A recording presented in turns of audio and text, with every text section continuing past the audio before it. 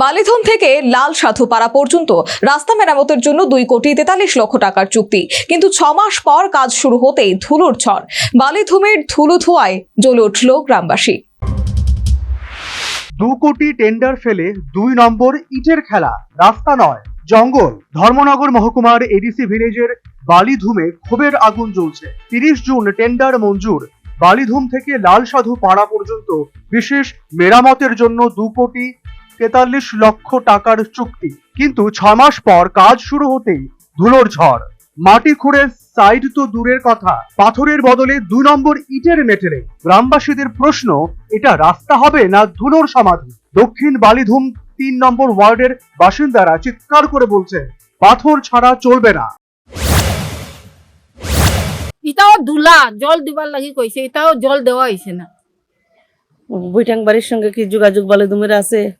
এই বৈতাঙের দিকে তো যোগাযোগ হইলো, ও রাস্তার দিকে গেলে তো পুরা ইয়ে যাইতো, বৈতাং বাড়ি যাইতো এই রাস্তা। এখন কি যাওয়া যায়? এখন তো যদি বানাইলে তো যাইতে পারবো, নাইলে তো যাওয়া যায় না। খালি কংক্রিট, আঠাও যায় না, গাড়িও চড়ে না।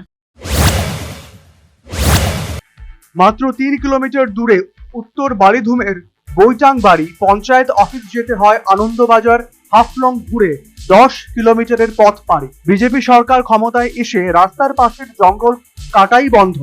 আগে বছরে 2 বার পঞ্চায়েত পরিষ্কার করত। বছর কেটে কেটে রাস্তা অদৃশ্য। দক্ষিণ উত্তর বালিধুম বিচ্ছিন্ন। অসুস্থ রোগী হাসপাতালে, কৃষকের ফসল বাজারে, সবকিছু যন্ত্রণার খেলা।